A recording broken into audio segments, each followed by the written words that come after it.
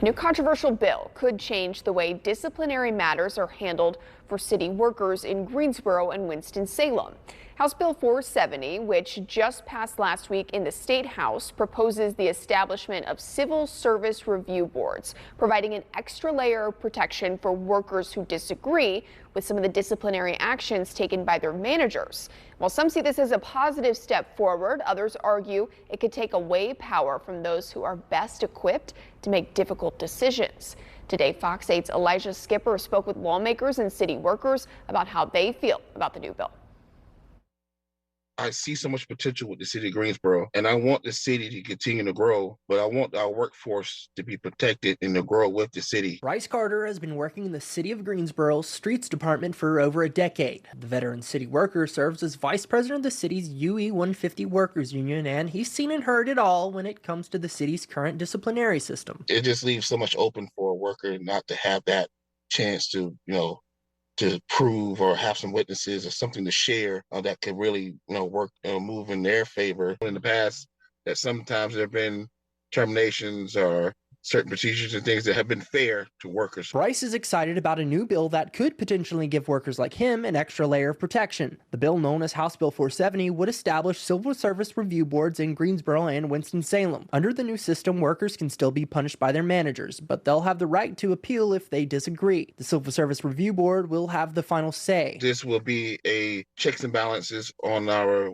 managers, on our city. If they feel like something was done to them for personal reasons, or that they were demoted or losing their job for a reason that's not justified, they have the opportunity to go before the board to make their case. However, some who oppose the bill say it takes power away from those best informed to make the hard decisions. It totally takes away the authority of our city manager, who we just hired about a year ago.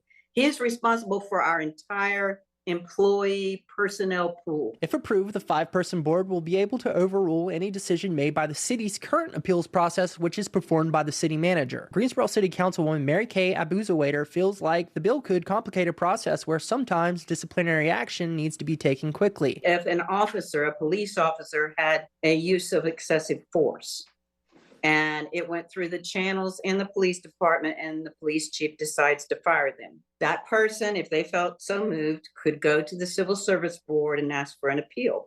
They would immediately be put back in their position. They would still get their pay. This would go on until the Civil Service Board met. Others believe that the bill provides another benefit that will attract city workers to the triad. They're going to look at pay, but they look at benefits too. And something like due process, I mean, that's something I really think will help recruit more people. We work and give our time, our skill, and make and provide great service for the citizens here. And we want to retain and keep good people here.